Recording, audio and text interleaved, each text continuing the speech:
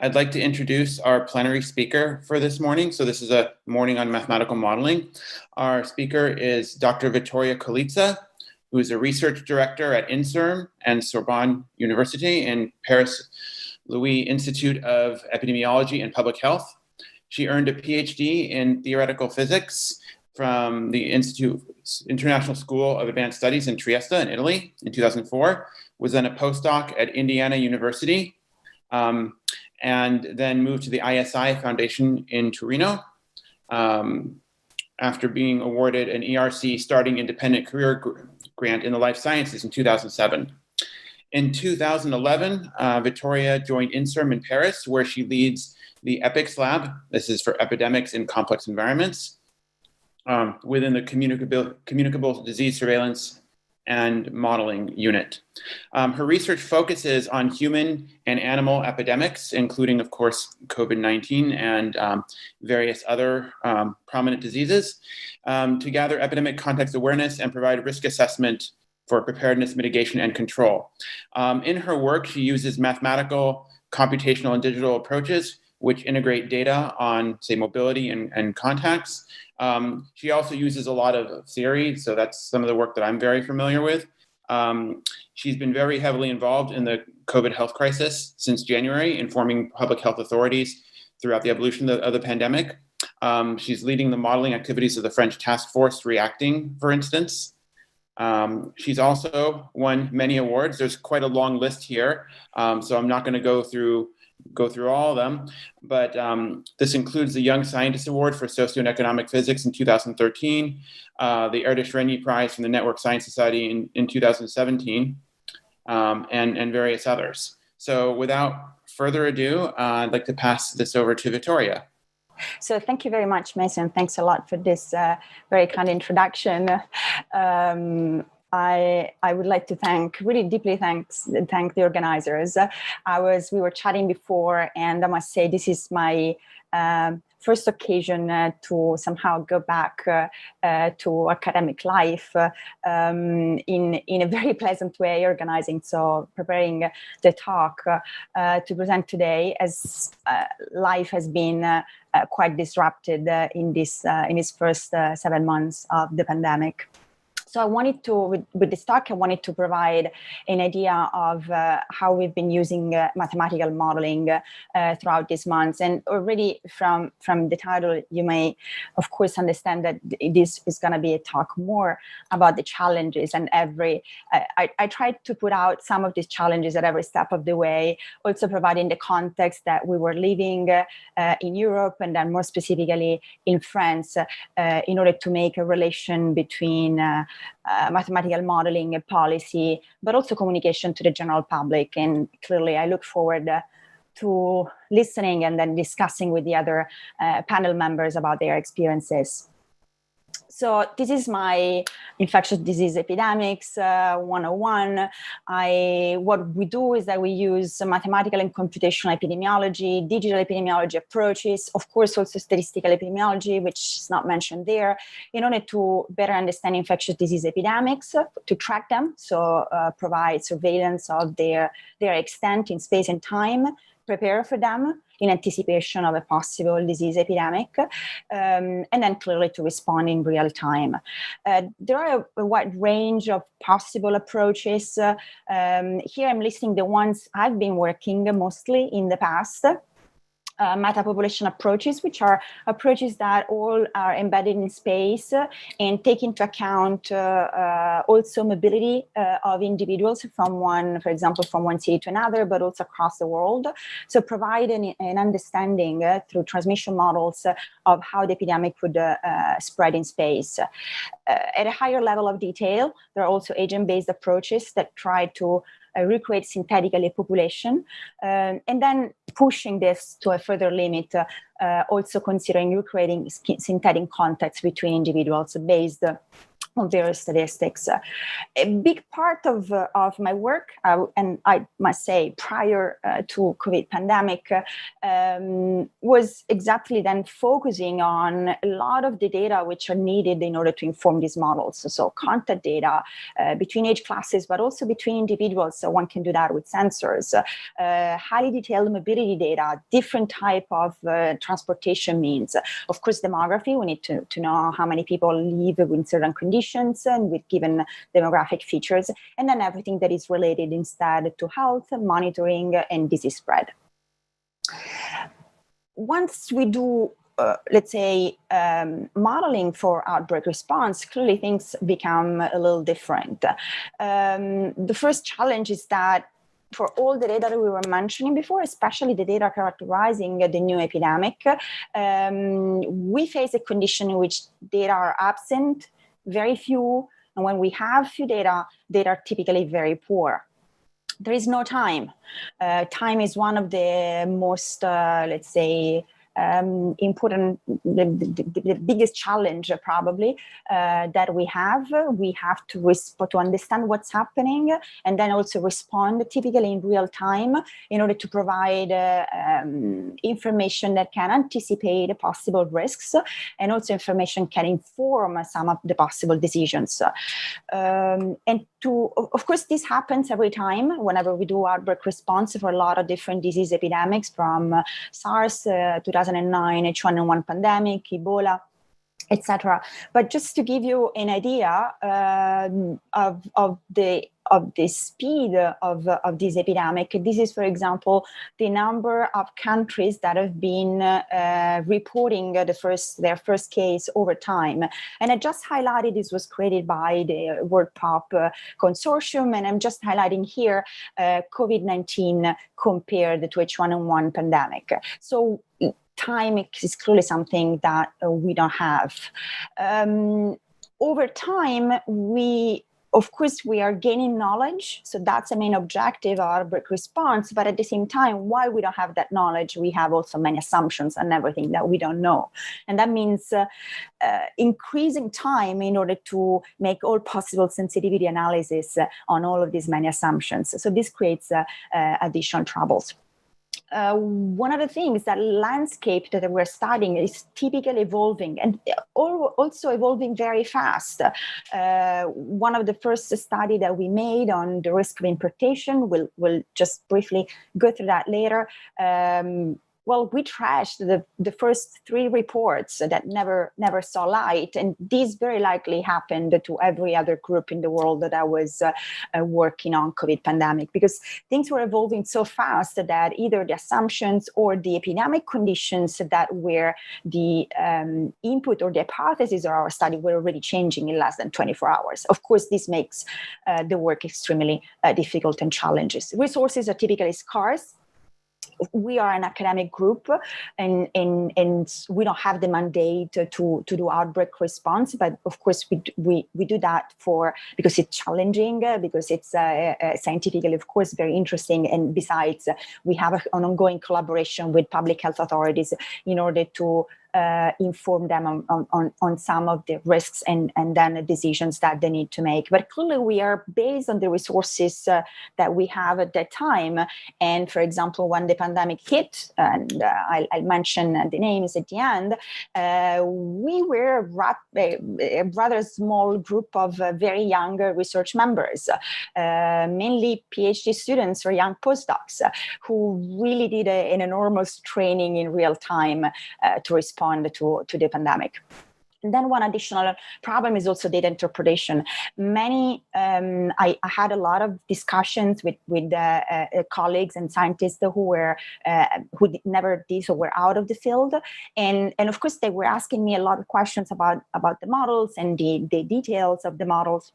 And my answer typically is always that it's not really the details of the structure of the model that is the challenging aspect when we do science for outbreak response, but it's mostly how to put that in relation to the data that we have and how to better interpret this relation. So it's not so much about the equations, but it's really about these integration, this interpretation, and also to identify the good approach for the questions that we have at hand.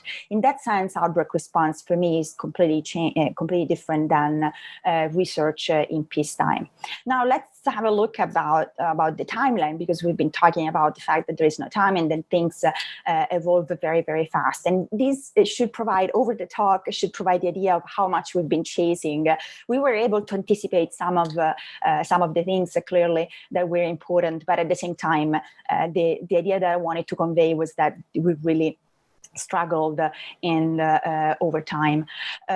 So everybody, of course, is familiar with the beginning. So we're talking, for us, everything started in mid-January. When the first case was reported out of China, I was traveling for a meeting. And of course, the pandemic was spinning in my head. And then on January 18, I got a call from the French public health authorities. And so we started discussing about what we could do together in order for the first understanding. And one of the first things that I wanted to understand was clearly the risk of importation. There were already the very first few cases detected and reported by other countries out of China. And clearly France wanted to know what was their risk. And it was in that time frame, and if you see between, I really wanted to put the date to give you a very precise context of how this evolved. So starting Monday, that was the 20th, we started working on the risk of importation. This is something that is rather easy to do. We knew the source of the epidemic. At that time, it was clear that there was a human-to-human transmission, even though it was not confirmed yet. And so what we looked at was all the travel connections between the origin of the epidemic towards the rest of the world. We focused on Europe only. And so we wanted to provide authorities with the risk for them, for example, to import the first case in the following 15 days. And then given that the situation was evolving so fast, that is the time in which we trashed 2 or 3 scientific reports in a matter of less than 48 hours, we clearly had to, let's say, also to slightly change the approaches, and we were not sure how many exportation, how many infected cases were exported out of China. And so we focused on ranking countries according to their risk of receiving a case if a case was arriving to Europe. And there we saw that France, Spain, UK, Germany, and Italy were the 4 top countries with a risk that was much, much larger than all the rest of Europe. And those were also the first countries that were hit or were reporting cases, the countries that were hit before the others, and so also reported larger epidemics. Of course, this can be done relatively easy and fast, given the possibility to have the data. Risk can be identified also at a higher level of details, looking at different airports. And then we switched to something different because at that time, Hubei, China has already implemented a travel ban in Hubei, which was the province largest affected. And so there was somehow a little of pause in the number of importation that were registered worldwide. And that gave us a little bit of time in order to focus on something different. So really looking at preparedness. There we were making the assumption, which clearly proved to be wrong because of the characteristic of the disease that were not known at the time, that Europe had a very good surveillance system, so was going to be able to fairly rapidly and with good resources identify imported cases. Well, instead, we focused on low and middle income countries, and more specifically in Africa, in order to identify what were the countries at higher risk and also what was their level of preparedness. This was also due to something different because a lot of people were making the parallel with the SARS, in which only South Africa was reported a case. And in those almost 20 years of difference, the business relationship between Africa and China enormously increased, leading also to a very large increase of the travel connections. So connections that were mainly for business and not so much for tourism, as we were seeing for the imported cases in Europe at that time.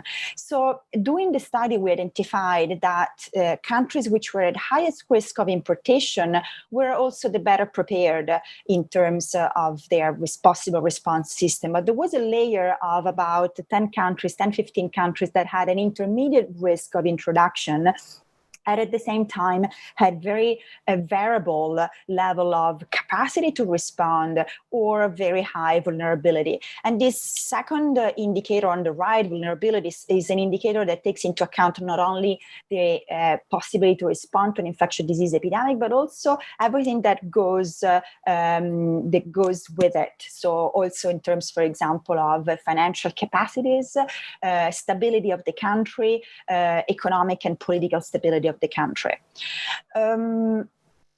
Well, at the same time, as we were saying, this was a moment in which the number of importation were somehow decreasing, and decreasing thanks to the travel ban that was implemented first in Hubei province and then also a few days after in the rest of China.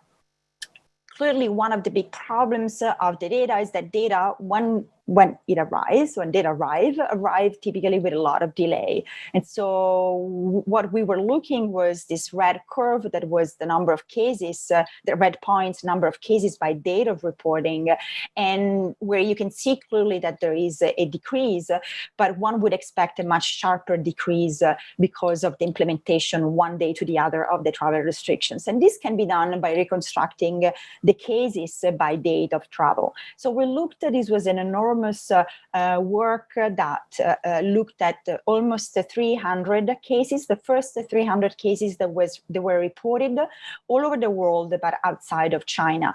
And typically these are cases that are very well monitored and provide a very good source of information, because it's the beginning of the epidemic. It's typically the first cases that a country imports, and so authorities provide a lot of information, for example, history of travel, when they develop symptoms, etc.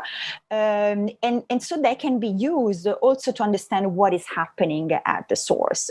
Already, for example, the Imperial College Group used the very first few importations in order to estimate the epidemic burden at the source, showing that the epidemic was much, much larger than what reported by Chinese authorities. And so we looked into those data as well, and we looked at the effectiveness of this travel ban that clearly provided an immediate drop into the number of importations worldwide.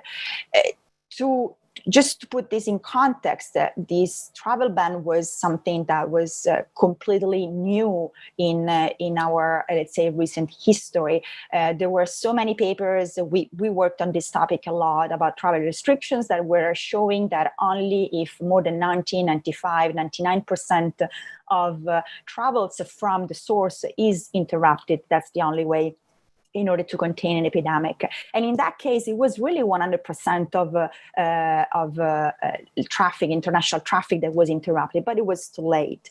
And it was too late, and we didn't realize that at the moment, because the stars here in this plot are showing, for example, our predictions that were for the following 10 days. What happened is that at the same time, we were looking at the cases, not only the importations, but also the cases that they generated, the short chains of transmission they generated in different countries. And by analyzing those clusters, we estimated that the larger majority of importations remained undetected. This was happening towards, we were wrapping up our preprint. It was about the 20th of February. And this was confirming also estimates that were already being produced by Mark Lipsitch, Harvard University, and also by other groups. And And that was at the moment in which we were really wrapping up and submitting to medRxiv this preprint. That was the time. That's why I remember very well the date. That was the time in which the emergency in Italy hit. And it was the night between the 20th and the 21st of February when Italy realized that there was a silent epidemic that had been spreading at least in two different and independent clusters in the northern of Italy. So when we went back to our study in the revision of the paper, our reviewers asked us to complete, of course, the predictions and to check whether predictions were valid or not. And our predictions were valid up to a certain point because they were based on the assumption that the sources of the epidemic were still in China or a few other countries in East Asia that had a certain number of chains of transmissions already. We were not expecting this to have a large outbreak in Iran that's starting exporting a lot of cases, and of course in Italy immediately after. So if we go back to the timeline, this is where we stand. It's February 20, and that is the time in which Europe somehow realizes that many countries could be in the same conditions as Italy, even though often authorities were not willing to admit that. 4 days after, the same realization occurs also in France with the first death of a French national because of COVID, of the coronavirus, who was a teacher. And from there, authorities discovered an outbreak in a high school in a department in the northeast.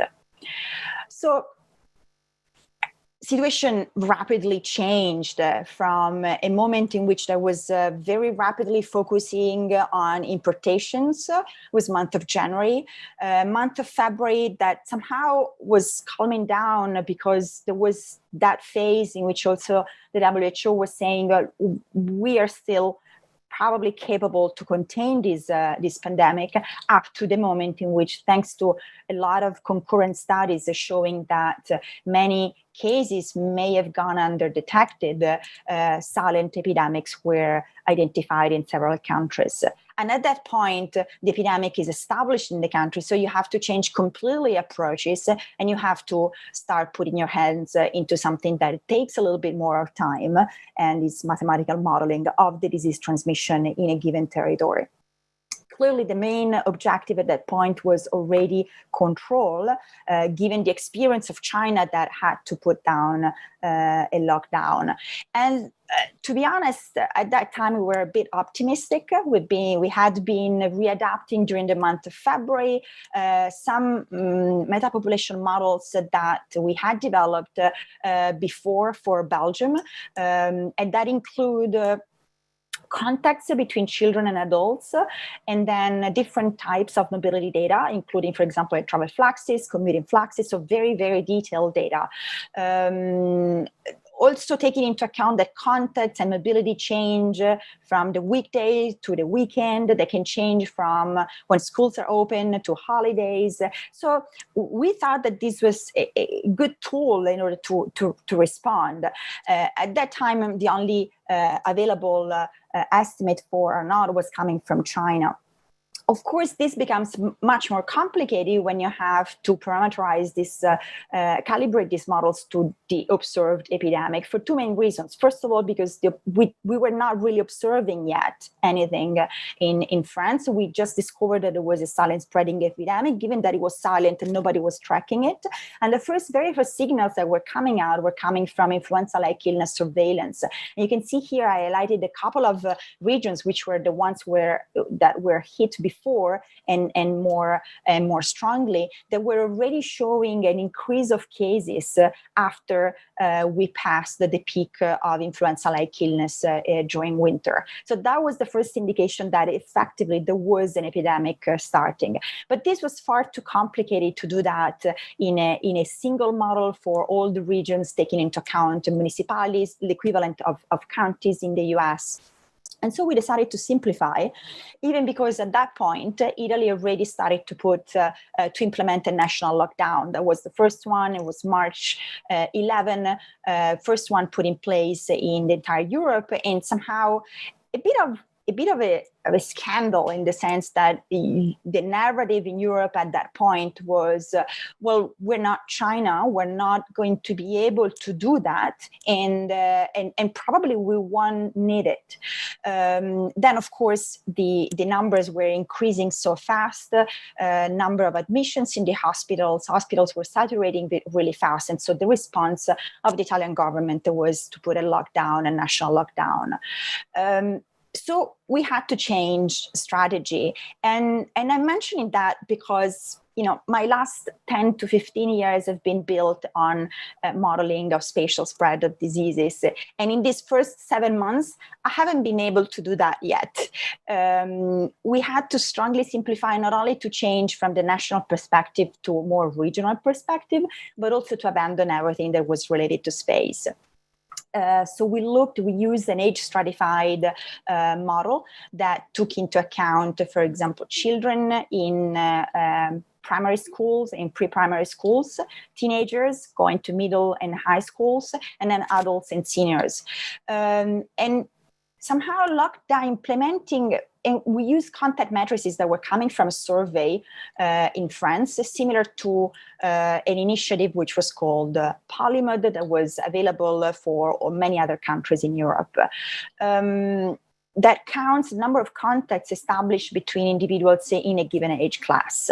Now, these have been used in mathematical modeling for a long time because, of course, these contacts that could be physical or proximity contacts are the ones along which the respiratory disease epidemic like coronavirus can spread. And we needed to, but the conditions for these contacts were changing. And so, in a way that was already done by other groups prior to ours, who studied, for example, the lockdown in China, we changed and manipulated this contact matrix in normal condition in order to somehow synthetically recreate the condition of a lockdown. Now, closing school, of course, is easy. No contacts at school. Closure of non-essential activities, of course, is the same. But then we had a big problem into understanding how to estimate the people who were staying at home, and so how to estimate the people who were working in essential services and continuing to go to work, because these contact matrices collect data on contacts which are established in different activities, for example, at home, at school, at work, on transport, in leisure activities or other activities as well. And so in order to do that, we finally wanted to use some of the mobility data.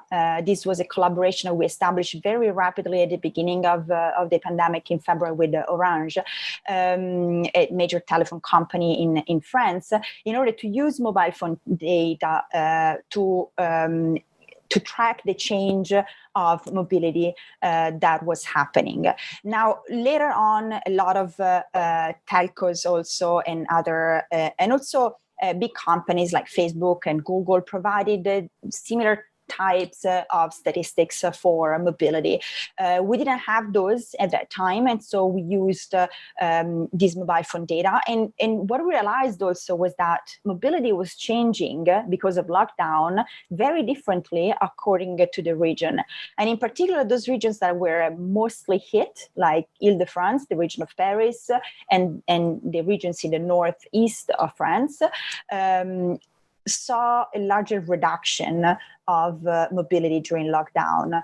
And there are several reasons. We investigated that. There are several reasons possible. One of them is also the fact that people probably reacted with respect to the ongoing epidemic that they were experiencing in the region, and were respecting more the recommendations of authorities.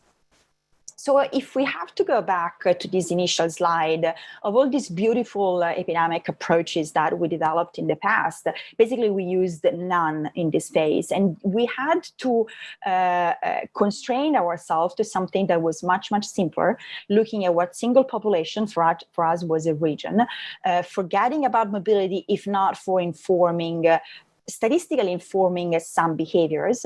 And then most of the attention was on contacts. And I think that contacts have been, let's say, the key data that most of the groups have been using to study the epidemic with mathematical approaches. But then, of course, that is also the time in which, well, there is a silent spreading epidemic, but for how long this has been silently spreading? Have we reached an epidemic activity that is large enough? Are we still at the beginning? Do we have collective immunity? And so those are all questions that were somehow still valid, except the collective immunity, which was clear we didn't have at that time because cases were rising. But to give you another idea of how mathematical theory need to face reality, which is brutal in these occasions. Here on the left, I'm showing the plot of the admissions to hospitals for Ile-de-France. These were the data that we were using, that we wanted to use to calibrate the model. And I cut from the 5th of April on, because those were really the situation that we were seeing. So we didn't have additional data after. We were seeing that there was an increase of the data, and then somehow a cloud of dots that could be noise or could be a first signal that the lockdown was finally working. Lockdown that was implemented about 10 days before. Clearly, there is a delay between the effect of the implementation of lockdown on the new infection and the time at which this new infection arrived to the hospital. So we were not seeing that yet. And at the same time, there was another problem. Lockdown was implemented on the 17th of March. The databases for the hospital admission data for the hospital admissions at the national level were put in place on the 15th of March, because it took about 2 or 3 weeks, of course, to design them. The country didn't have this national-wide database. And so to design them also with the information which are needed then for a lot of different experts, not only modelers, in order to then use those data to understand better what is happening. And so you can see that the first 15 days of the month of March, that were already the first 2 weeks in which we were trying to understand what was happening and tracking the epidemics, those have been filled in retrospectively with all the possible biases that clearly you can imagine. Something else that in principle should be very easy to gather, that is the number of ICU beds in a given region. And it was basically impossible. We actually then tracked down journal news because journalists had an easier access talking with the hospital administrators in order to understand how was evolving their capacity. And here I'm showing how the capacity of ICU beds in Ile-de-France evolved over time. It's more than doubled, starting from 1,147 in normal condition, arrived to basically 2,800 in a very short amount of time. And this was really to face the rising of cases. So we used our model. We calibrated that on the rise of the admissions to the hospital, and there we evaluated and so we understood two things: that we were still at the very beginning of the epidemic, and that our R naught was much larger than what was previously estimated from China. All estimates were around 2.5, and our estimate was about around 3. Now, clearly, this has, of course, some aspects also related to the model, but at the same time, this meant something that was very concerning. That for an epidemic with R naught equal to 2, there are a set of interventions that can be put in place in order to mitigate it and stop it. When instead, if R naught is 3, then these interventions are not enough. So our predictions were that we were going to achieve a peak, and then the lockdown was indeed effective into reducing the infections. We didn't wait for the data because we wanted to provide and anticipate, let's say, what was going to happen in order to provide information to authorities. So we did not wait for, I should have this, that should work. Yes. We didn't have data over here. We didn't wait for data over here in order to feed the model. And we used our synthetically reconstructed metrics in order to provide projections of what could likely be happening. One interesting thing was that we did done retrospectively is that we assumed that physical contacts were completely avoided during lockdown, and I think this was a fair assumption. This was then later confirmed by a set of large-scale surveys conducted by the public health authorities, showing that this was true up to 92% during the lockdown period, and that started decreasing as soon as we exited lockdown. Then something else interesting is that, of course, we didn't have any mean to measure whether our contact metrics during lockdown was correct or not, and to what extent it was correct. And so we used two different estimates that were becoming available.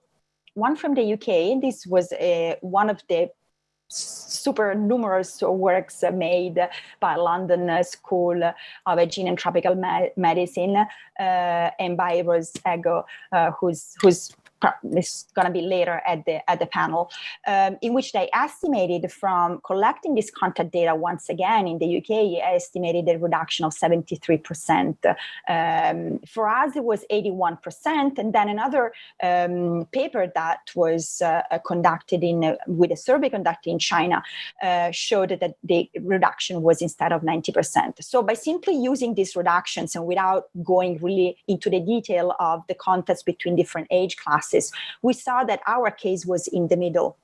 We were not as strict in the lockdown as in China, but if we had, let's say, a contact reduction as was measured in the UK at that time, we would have not seen that peak so early, but the peak would have been observed later. So for that moment in time, our estimate was good enough in the sense that it was still compatible with the data, while instead the other two estimates, which were really measured, empirically measured, were not applicable to the situation we were seeing in France. And I touch quickly what we did next. With that reproductive number, as we said, it was really high. So whatever other measure we were testing, it was showing that either we were keeping lockdown or we were keeping something that was almost as strict as lockdown in order to maintain the number of people demanding intensive care below the capacity of the system. And even with an extremely strict interventions, this would still mean that we would need to double once again the capacity of the system, which was clearly impossible to make. So what we proposed as possible exit strategies, this was the time in which we were still in the middle of lockdown, was mid-April. We didn't know when lockdown was going to end. And we proposed as possible exit strategies that different social distancing needed to be coupled with aggressive test, trace, and isolation.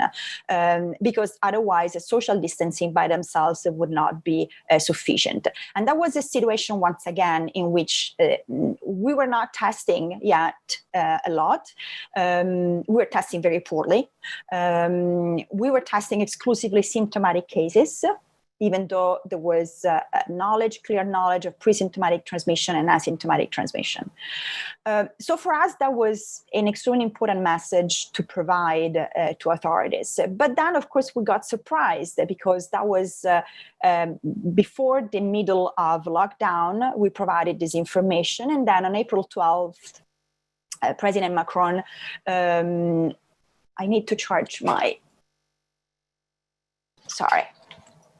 President Macron made an announcement stating that we would exit on May 11 from lockdown, and then given that test and tracing would be available and efficient.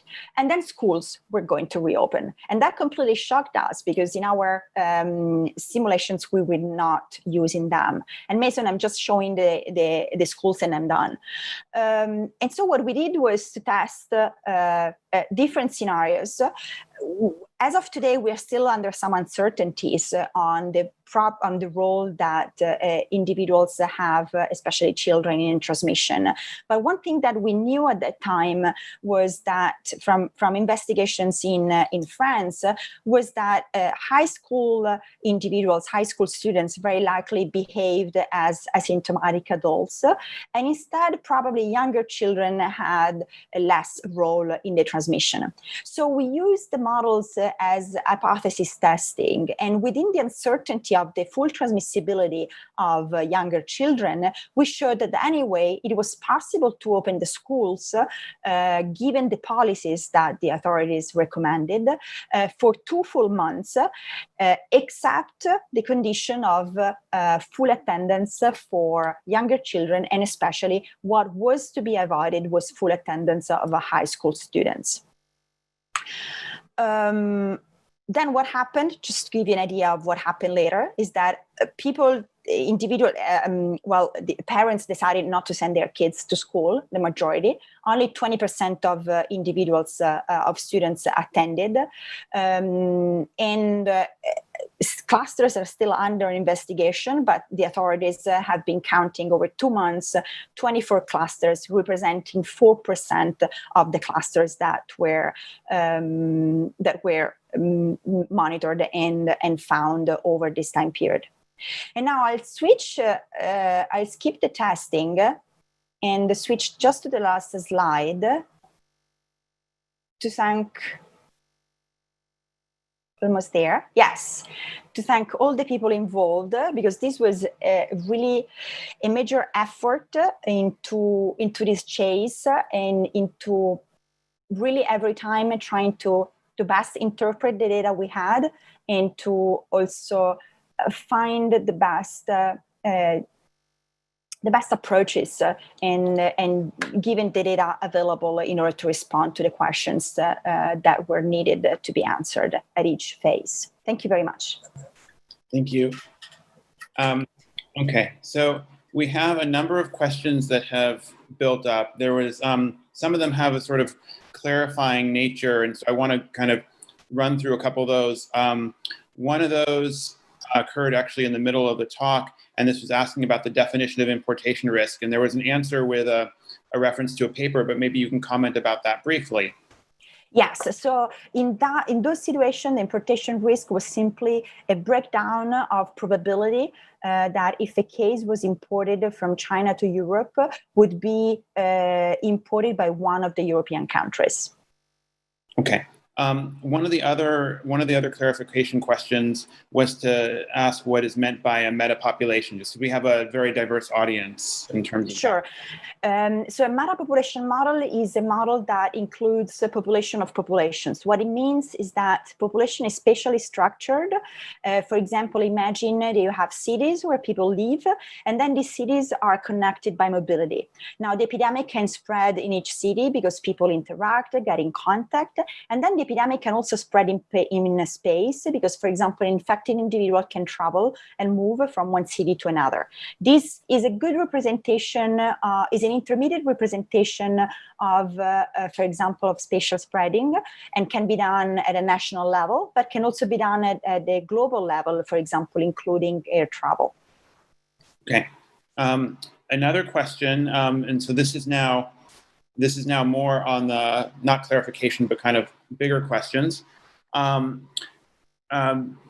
What efforts have been made to sort of transfer learning that's been experienced from other epidemics to learn new things quickly? And then as a second part to this question, what data is there to show which steps, such as lockdowns and masks and so on, affect the growth by how much? So regarding the first question, concerning our experience and experience we had in prior epidemics, we were able to exactly apply the prior methodologies and approaches exclusively for the risk of importation. We had been working a lot on the global spread of disease epidemics for about 15 years. And so there we were really ready. On the other hand, a lot of, once you start looking at the transmission of the epidemic, once it is established in a given territory, there are so many additional elements that you need to take into account, and the rapidity of the spread and of the disease and the urgent needs for responding to some important question obliged us to drop a lot of the tools that we had and to simplify them. One thing that I think is important to mention, at least to my experience, it's impossible to do research, methodological research in outbreak response. You typically use what you have, and then you play with those tools. Now, what we learned was that what we had was even too complicated in order to follow the pace of the COVID pandemic. Another question was, can you give some more details on what measures that you create from mobility data to inform the changes in the contact rate? Yes, so we simply looked at how, what was the variation of the number of displacements over time. We made the assumption that of course people move to go to work, and so the reduction of the number of displacements was also corresponded also to a reduction of the number of people not going to work. And then in terms of comparing, say, different countries, so do we know the reason, or do you know the reason for the success of some of the East Asian countries, such as Vietnam, in containing the spread of the infection as compared to what's occurred in other countries? Yeah, just to complete my previous answer, the mobility, why we thought it was a good proxy for mobility to work only, because lockdown in France, as in many other countries, required not to move out of your residence, except for essential work or except to go do grocery shopping or the pharmacy. So all the other movements were out. Now, there are several indications for which other countries have been better prepared. One preliminary indication is that countries in Southeast Asia already experienced a SARS epidemic. So to some extent, they were already prepared, for example, for the test and tracing response. And in many European countries, except very few, this happened with months of delay. Another was behavioral. Once again, because of prior experiences, there is a risk aversion type of behavior, and people had the habit of using the mask. To give you an example, just at the end of July, France passed a law that required individuals in closed environments to use a mask. But we know since months that the transmission within enclosed settings is about 20 times larger than transmission in outside settings. So there are so many aspects besides policies that are also related to simply to public response. Okay. I know that there are still a number of questions, but we're going to be having a panel with Vittoria and the others, and I think some of the questions are going to really open up sort of more longer discussions. So why don't we leave it at that? And we'll start at, say, 5 minutes after 10 for the panel, but if the panelists can stay, we can talk for a couple minutes, that would be great. So thank you, Vittoria, very much. Thank you all.